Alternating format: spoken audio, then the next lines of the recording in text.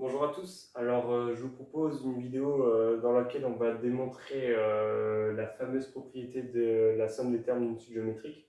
Alors, c'est une question de cours extrêmement classique, donc il n'y a vraiment aucun souci là-dessus. D'ailleurs, on le voit normalement même en première, si je dis pas de bêtises, même si normalement on ne voit pas la démonstration, si je dis pas de bêtises. Alors, la démonstration, souvent on le fait par récurrence, mais moi je vais vous proposer une méthode qui est beaucoup plus astucieuse, je trouve. Alors, c'est parti. Résolution. Alors déjà, on va traiter le cas où Q égale 1, parce qu'il nous embête, celui-là.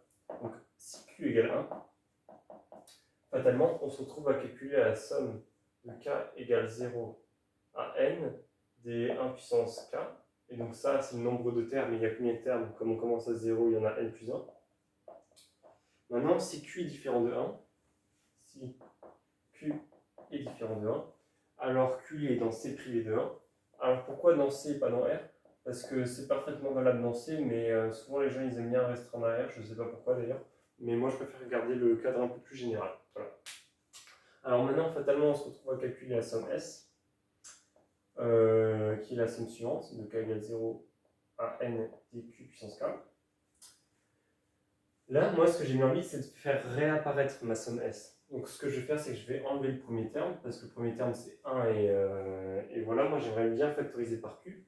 Et donc, c'est exactement la somme de K égale 1 à N dQ puissance K. Voilà. Et maintenant, ce que je vais faire, c'est qu'en fait, je vais factoriser par Q, et donc je vais avoir que c'est 1 plus Q fois la somme de K égale 1 à N dQ puissance K-1. Ici, je vais faire un petit changement d'indice pour avoir exactement le même cas. Donc, je vais poser K' égale K-A. On pose K' égale K-A. Voilà. Maintenant, je recopie. Ça fait 1 plus Q fois la somme. Alors, si K vaut 1, K' vaut 0. K' vaut 0. Si K vaut N, K' vaut N-1. Et donc là, c'est juste Q puissance K, c'est ce qu'on veut. Voilà.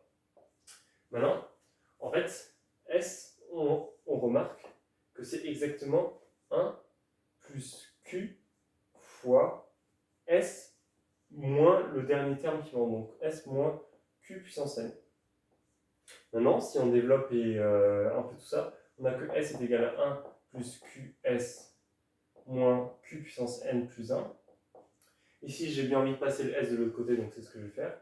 Donc, il va y avoir S moins QS égale à 1 moins Q puissance N. Là, on sent que ça se dessine déjà un peu. Ici, j'ai bien envie de factoriser par S pour l'isoler. Donc, on a S facteur de 1 moins Q égale 1 moins Q puissance N plus 1. Et maintenant, ce que j'ai bien envie de faire, c'est de diviser par 1 moins Q. Mais est-ce qu'on peut diviser par 1 moins Q? Bah oui, puisque Q il est différent de 1. Et donc, on ne divise pas par 0. Et donc, on a bien que S est égal à 1 moins Q puissance N plus 1 sur 1 moins Q. Voilà. Alors, la démonstration est terminée. Donc,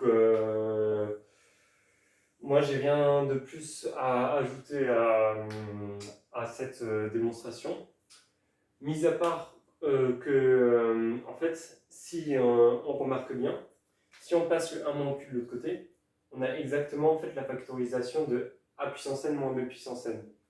Donc en fait, ça c'est juste une application directe de A puissance N moins B puissance N avec les A et B en faisant en sorte qu'on ne divise pas par 0.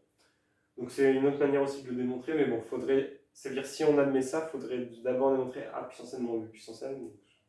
C'est pas forcément plus pratique. Donc voilà, moi j'ai rien de plus à vous dire sur cet exercice. Donc si jamais vous avez des questions ou des remarques à me faire parvenir, n'hésitez pas. Et sur ce, bonne journée à tous.